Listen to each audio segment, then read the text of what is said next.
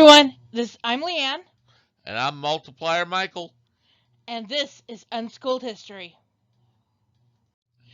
Roll a d20 for a comprehension check, but don't worry if you roll a 1, because we're going to make this easy as possible as we talk about the history of dice.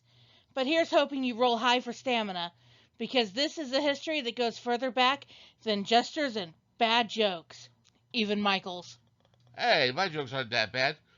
Just unique. Unique like a unicorn. Uh. Yeah. You've been rubbing off on me. You are a bad influence, Michael. Aren't you? Yeah. I mean, yeah, I get some of it from my dad, but whatever. I wasn't kidding about dice being old. And I'm talking about, like, old. The fact Yo. is, nobody knows for sure exactly how old dice are or who first invented them. We do know that dice games have been around for at least 5,000 years. This is the Egyptian game of Senet. It doesn't look like a dice game, but the flat sticks used in the game are, in fact, one of the earliest known forerunners of what we call dice today. The number of black sides up versus the number of white sides up determines how many spaces you move, and it's somewhat similar in gameplay to the modern game of Sorry. My daughter and I both used to play this with each other. And my grandfather, her great grandfather, made her a board. Follow the ancient Egyptian patterns. The sticks were fun. Wasn't that the board you taught me to play on? Yes. It's a fun game. I like it. These bone dice date back about 5,000 years as well, and they're the oldest cubic dice that we have.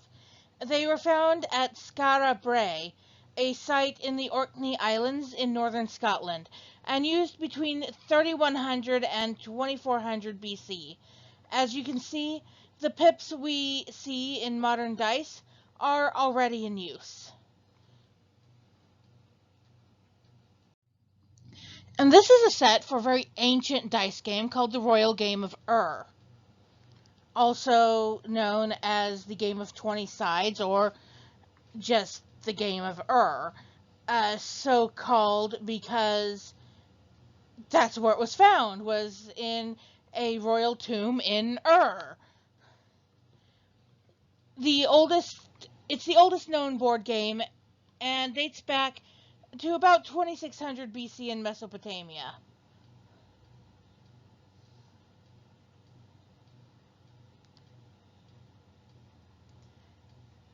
The pieces for moving are shown with the board, and the game was played with four-sided dice. The game was popular across the Middle East, across all social classes, and a person's success in life was seen as linked to their success in the game. Very interesting. I know, right? I mean, it's like you do well in the game, then obviously the gods have blessed you, therefore you deserve to do well in life, and you're likely to do well because the gods obviously bless you. Hmm. The game declined in popularity, but it likely had to do with the growing popularity of backgammon. However, at some point before it declined in popularity, it was introduced to a small Jewish population in Kochi, India, by a group of Jewish merchants. Huh. This population continued to play the game regularly until the 1950s, when they immigrated to Israel. By this point, the game was called Aasha, and while it still had 20 squares, the placement of those squares was different, and players had more pieces. It's very much the forerunner of modern backgammon. It really is, and I love the intricate layout and the intricate designs of the squares, don't you? Yes, I do. You've got some pieces that have the 5 pips similar to on the movement markers. There's an eye motif, there's mandala motifs. It's just really pretty. The earliest mention that we have in the written record of dice, actually is no older than 400 BC. Honey, you're familiar with the Mahabharata, correct? Yes. Well, it's the oldest mention that we have of dice in the written record. Ah. One scene in this 200,000 verse Indian epic discusses a dice game between a prince and his evil uncle, and unfortunately the evil uncle wins. Yes. And the young prince ends up gambling away not only all of his wealth and his kingdom, but also his younger brothers and his wife. Yes. And the evil uncle tries to have the wife disrobed in front of everybody, and I think it's Vishnu, or is it Krishna? And Krishna actually creates it so that her dress is never ending, so it can never be fully taken off of her, thus preventing her from being completely humiliated. Poor thing. Honey, I've never actually read it. I just know what I read in relationship to the dice game. Yes. You're familiar with the Mahabharata. Yes. Does this poor prince ever get his own back? I believe they win it back at the end, but it's not a happy story. Okay, so a lot of tragedy in that story. But we got to look at early gambling. This is the earliest known D20. It dates to Ptolemaic Egypt, hence the Greek characters in it, and it dates to about 300 BC. It is unknown what the purpose was. It could have been for a long-lost dice game, but may also have been for divination. This makes this the perfect time to bring up the next subject. Dice were not just about gaming and gambling. As mentioned earlier, fortuitous rolls of dice and winning at these games could be seen as the gods granting favor to the person involved. In fact, many of the dice that we see for the first 2 or 3,000 years of dice history, may be a little flatter or a little longer than a true cube. So some numbers were more likely to come up than others. Prime numbers were also very important, so 1 and 2 would be opposite, 3 and 4, and 5 and 6. So the question is, did people care? Well, maybe not. We don't know what their thoughts were on the fairness or lack thereof of these dice rolls. They were paying for their fortune to be told. I guess if you're paying for your fortune to be told, you would hope that the dice are weighted or shaped in such a way that the higher numbers come up more often. If you're gambling, you want them to come up more often when you're rolling, and less often when your opponents are rolling. If you're playing a game of liar's dice, it'd be nice, I guess, to know what fairly predictably what numbers are most likely to show up. Yeah.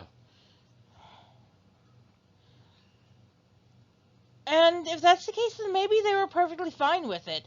What we do know is that the evolution of dice does reflect changing attitudes about fate and chance and their reliance on the gods for this. And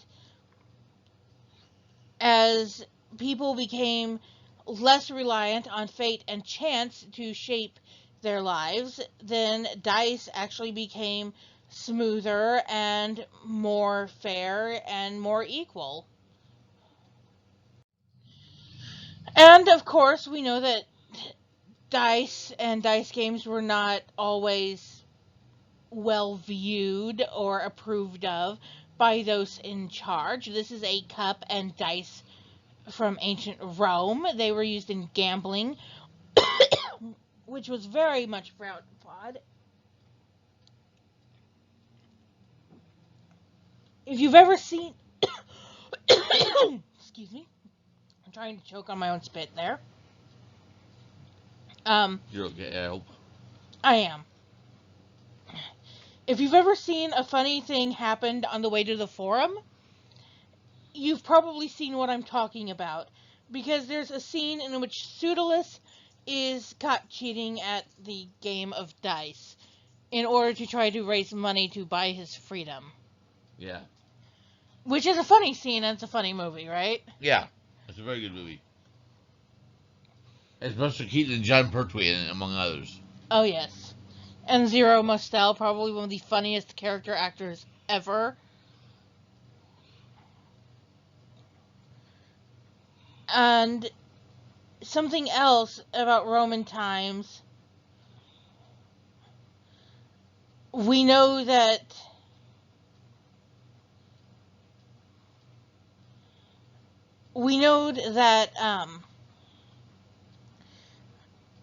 gambling with dice has been around since the time of the Bible, for the Romans at least. Yes.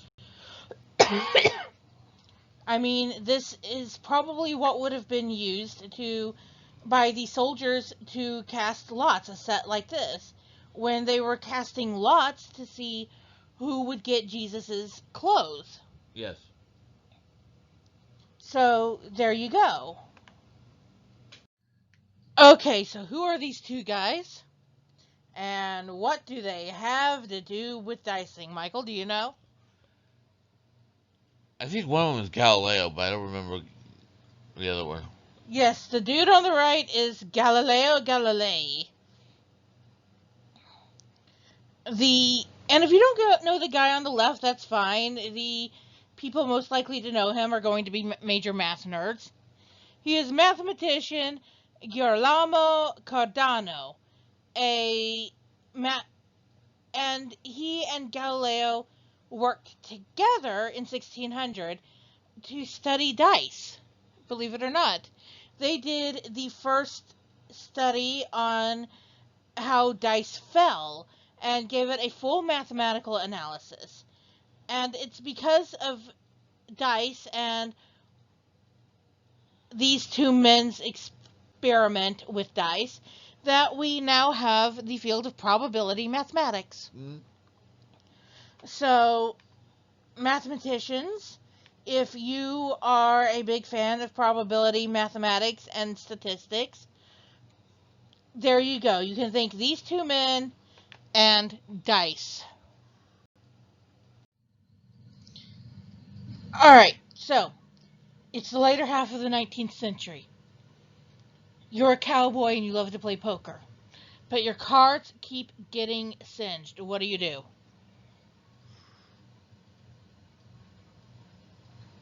Don't play cards or buy poker dice. Well, first you had to create them. According to the Awesome Dice website's History of Dice timeline, poker dice were invented in 1888 purely to address this problem. The rules are slightly different from the card game, and flushes and royal flushes are impossible because of the lack of suits. I know you had a set, right? Over the years, several sets. And when my sister and I were kids, we had a set many years ago. This is like close to 30 years ago that we had a poker dice set. And we did know how to play at least 5-card draw with cards. But the poker dice is more fun because guess what? You know how a bust is your most common hand in card when you're playing poker with cards? And your best hope is for an ace high? Well, in 1906, the very first D10 was patented. Did you know they were that old? No, I didn't. Yeah, the first D10 was patented in 1906. And yes, it was for role-playing games. I didn't know role-playing games were that old. They date back to the Han Dynasty in China. Oh, wow. You're actually attributing them to Mr. Gary Gygax. No. There's evidence that they've always been used for fun and relaxation, at least as much as training for war as well. In fact, Harpo Marx recorded in one of his memoirs that in the 1920s he regularly played a role-playing game called Assassin. Huh. That was very popular in the 1920s. So there you go. And I think that's pretty cool. Yeah. D10s are an efficient tool for determining percentages, especially if you use 2 of them, with one die standing in for the tens and the other standing in for the units. Yeah. This particular D10 has one smaller one for the units inside the larger one for the tens, which I think is awesome. Because, let's face it, one, it's easier to tell which one is which in this particular design. And 2,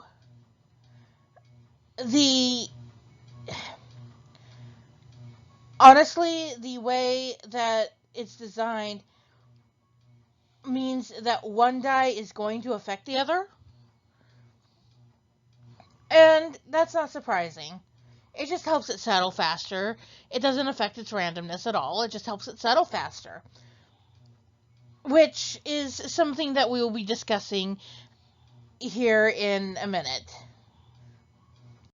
Now, Mike, you mentioned Mr. Gary Gygax. Yes. And he is the creator of Dungeons and Dragons. Yes. Of course. May he rest in peace. Yes.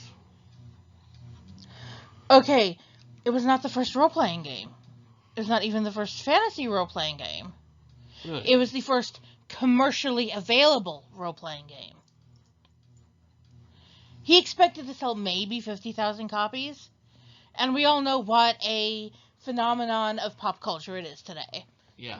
So obviously way more than 50,000 copies got sold. And of course, the various non-cubic dice, such as D10s and D20s, are most known for their use in games like Dungeons and Dragons. And it's had its controversy. It's been blamed on suicides. It's been blamed for leading people to the occult. Yeah. And devil worship, which is all just stupid. It's incredibly stupid.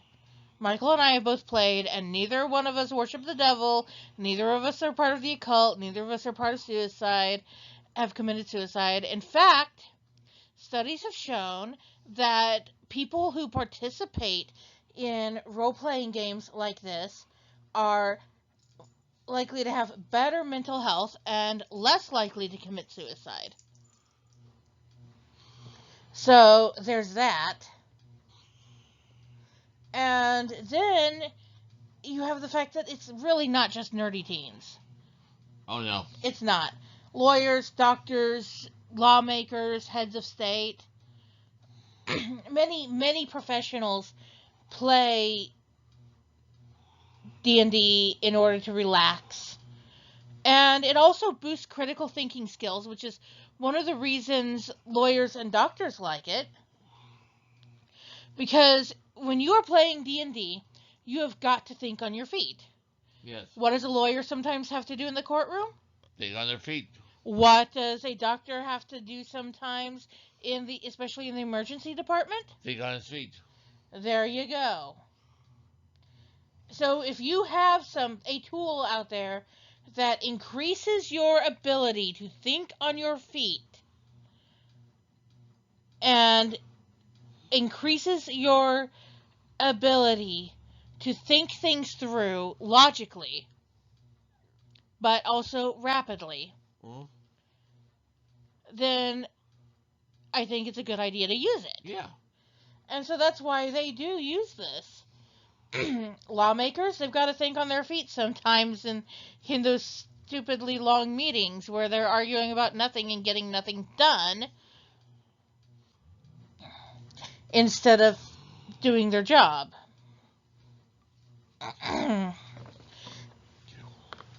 certain senates and houses of representatives to remain nameless. But in all seriousness, though, Dungeons and Dragons is a fun game. Yeah. I learned percentages more easily because of D&D, believe it or not, and how to calculate those percentages. It improved my math skills. Mm-hmm. Because you've got to calculate your skill points and rapidly calculate, okay, how many points do I of mana or energy or stamina or whatever am I using for this action versus that action? It increased my interest in history. That too. So in reality, Dungeons and Dragons is kind of partially the reason why we are doing this video to begin with, because without an interest in history, we would not have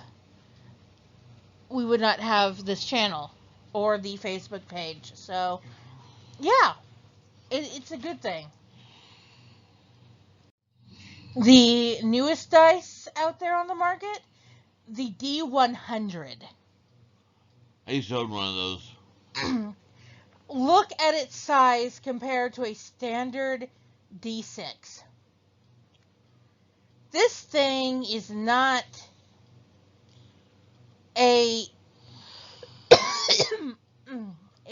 polyhedron so much as a ball with flattened facets.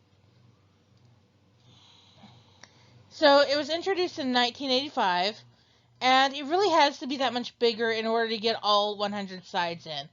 It's also called a Zakahedron or Zachi's golf ball, after its inventor, Lou Zachi. It took Zachi 3 years to produce the ball, and it's the only die that you have to have water around if you're going to use it. I've used one without water, but It floats. And Zachi discovered that it performs best in approximately a half inch of water, a little more. But not a quarter inch, less than a quarter, or yeah, more than a half inch, less than 3/4. I can get my my numbers right, I swear. For more reliable levels of chance and randomness, it's better to use the improved Zakahedron 2, which has the numbers better spaced out so that higher numbers, those above 93, and lower numbers below 8, are more likely to show up than they were with the original, when all of those numbers were concentrated around the poles. The original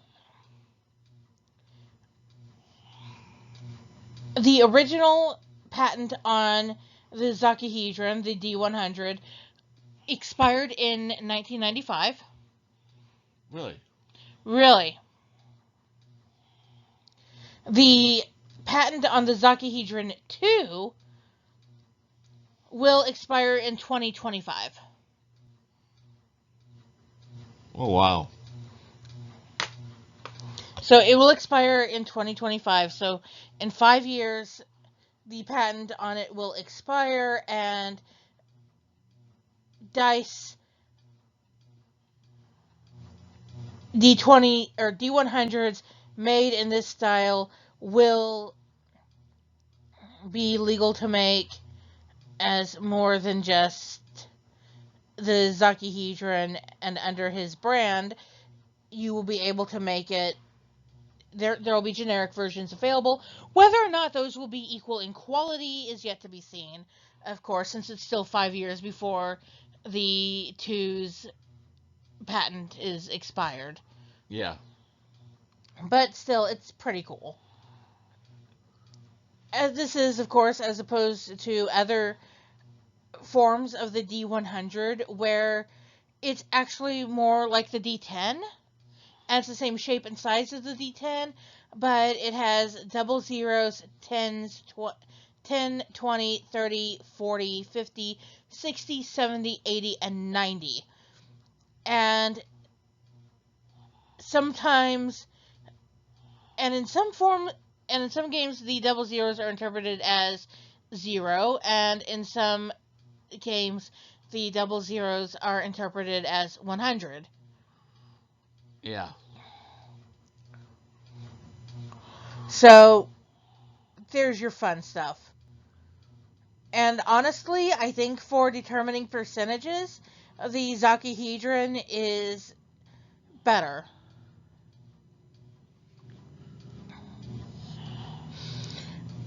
So, there it is. That's the history of dice.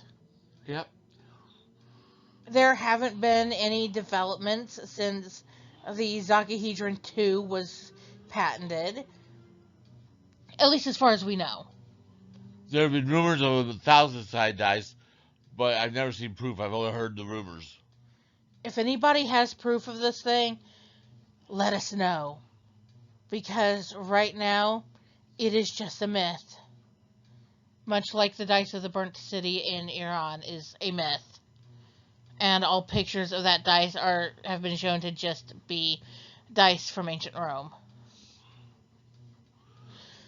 Or else I totally would have talked about it we totally would have talked about it in this video if the burnt city story was real, but it's not.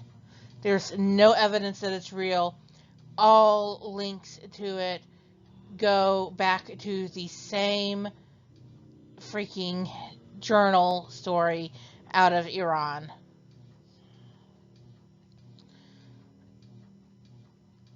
Now, if there ever is any evidence given that it's real, that'd be awesome. But for now, it's considered just a myth because of the sheer lack of evidence. So, as always, don't forget to hit that subscribe button if you haven't already. Make sure that you follow our Facebook page if you haven't yet. Get those daily history facts, get those Creepy Friday facts, get the fun memes, and get alerted in advance when we are planning to go live on Facebook. We've already done that a few times, and it's a lot of fun. Yeah. And definitely in the comments below or on our Facebook page, you know what? Let us know. Tell us what you think about this video. Tell us what you think about the daily history facts. Tell us what you want to know more about. Because we cannot show you what you want to see unless you tell us. So hurry up and roll that initiative and get out of there. And let us know. And because we're not mind readers. No. And I'm not a bard in real life, so I can't seduce anybody into doing this. Although I'd probably roll a 1 sometimes. Sorry, if you are a D&D player, you'll get the joke. If you're not, just ask somebody who does. And we will talk at you next week. Till next week, y'all.